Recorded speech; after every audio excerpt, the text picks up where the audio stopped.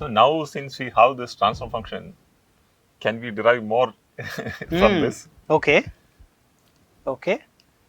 So, See, you are saying these are anyway polynomials. correct. I mean, we have one polynomial in the numerator, another one in the denominator. Correct. So these will have roots, no? These will have roots. Correct. Okay. So, if you find out the roots of these, so this is h of s is v out y of s by x of s, no? Exactly. So output by input. Yes. Okay. So, if you find out the roots of these polynomials, we can write the same transfer function in terms of roots also. In terms of roots also. Correct. So, for an mth degree polynomial, you will get some s plus something, right? Something like that. So, let's say some s plus maybe z1. Okay. S plus, okay.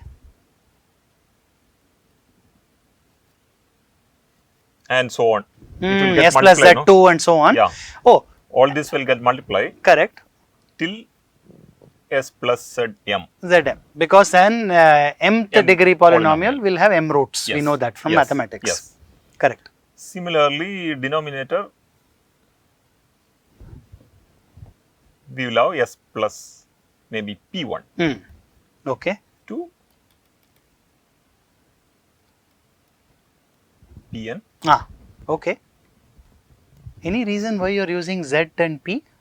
Kind of a weird choice. I just used arbitrarily. If you have some seems insight. Like a strange choice, right? Yeah. Let me see. Yeah. So this is y of s by x of s, no? Yeah. Y of s by x of s is h of s. And so the roots are minus z1, minus z2, and so on. Exactly. Correct. Yeah.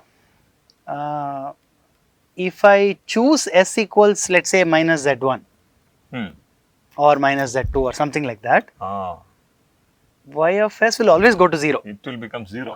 For whatever input you give, it goes to 0. Is that why you use z? I just use 0. Z for 0. But it happens to be maybe. I see. I see. Yeah. So, 0. 0. So maybe z1, z2, etc. We can call it as. We can call them zeros. Yeah. Yeah. We can call them zeros of the transfer function. Correct. Right? Correct. Okay. So at these frequencies, when you set s equal to, so we told the students that the s plane kind of represents some frequency. I think we said long back, I'm not sure. Maybe we'll tell them. What we said was there is something called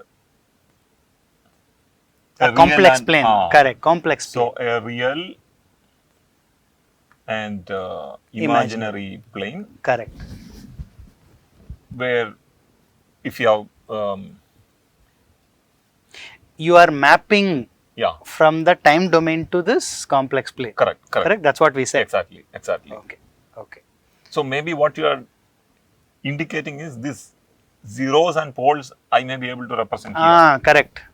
That is what I feel. Okay. Right? Because S can have a real part and an imaginary part. Did we?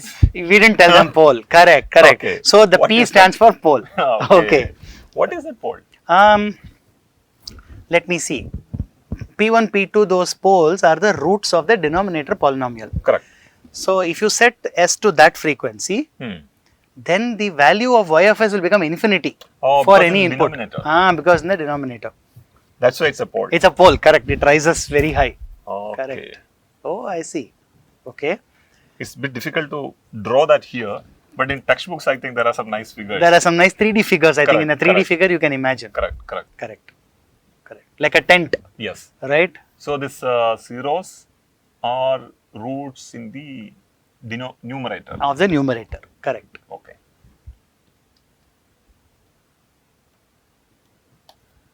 While poles are roots of the denominator polynomial. Correct. I will take some examples so that we can fill in this. Correct. Sure.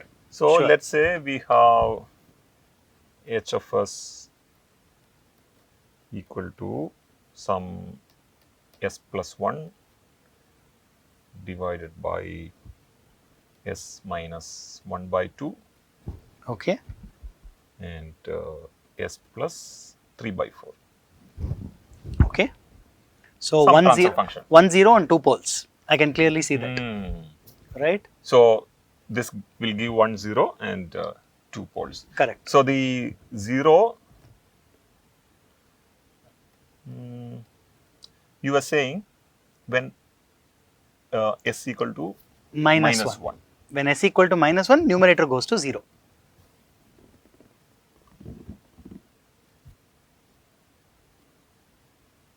So this will be a 0. This will be a 0. Correct. And poles will be at S equal to Plus 1 half. plus half and minus 3 by 4. Correct? Correct. Okay. So where will that be here? Minus 1 means, Maybe somewhere here on the yeah, correct. negative x-axis. Yeah. All these are relative now. So I'll Correct. take a Correct. different Correct. color. Correct. So let's say this is minus 1. Correct. So, okay. Sure. So we are using this symbol to indicate 0. Okay. Like a 0. It is Correct. a 0. Exactly. You're using a 0. Exactly. Okay. Pole. Okay, there is a pole at half. Correct. We can't use the same symbol, no? Correct. We'll put maybe an into. Sure. And there is one at 3 by 4. Minus 3 by 4. Minus 3 by Correct. 4. Maybe somewhere here. Correct. 1 minute. Something wrong? No. The pole should be to the right of the 0, no? Because the 0 is at minus 1. Oh, I somehow thought it's half. Pole is Sorry, minus 3. You are right. Correct, no? You are right. So maybe we'll take some more space because it's Yes. Correct. otherwise it is very crowded.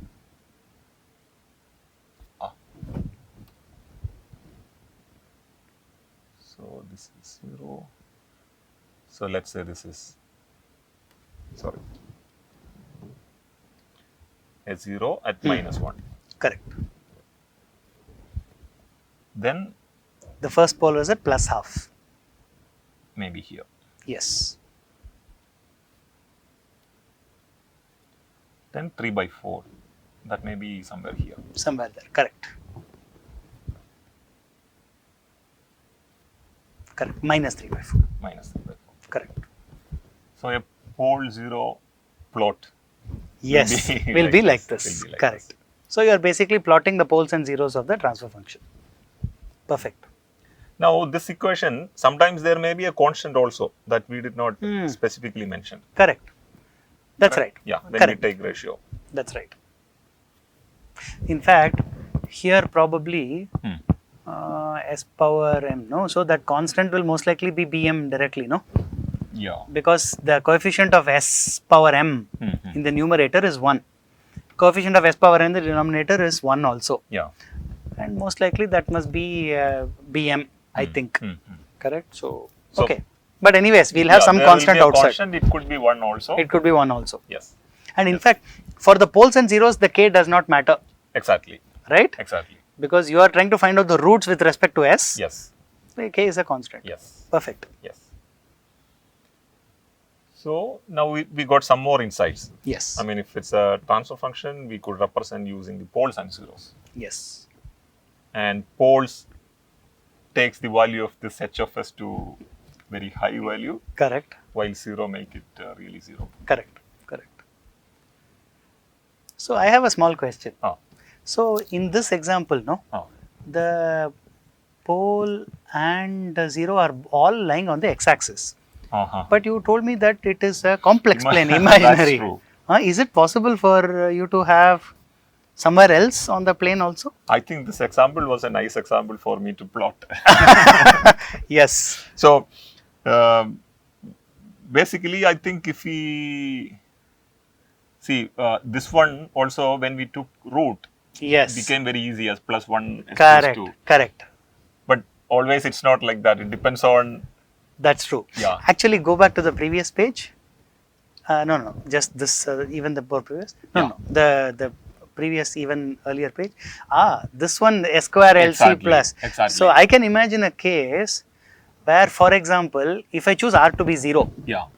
I will get 1 by S squared LC plus 1. Yeah. Looks like that will give you complex roots Complex anyways roots. for the denominator. Yes. Got it. So the roots can be complex. Can be complex or complex conjugate roots. Also. Correct. Correct. So I think such nice circuits and examples they will see in the future courses. They will definitely see in the future courses. Yeah. Correct. We have taken a basic one just to understand. Simple one. Yeah. Correct. So when you say complex conjugate or complex root, it will have real and imaginary, maybe somewhere here like Correct. that. Correct. And then if you have one root like that, you will also have the negative imaginary part Yes, as well. yes. They'll always come in pairs. Yes. Correct.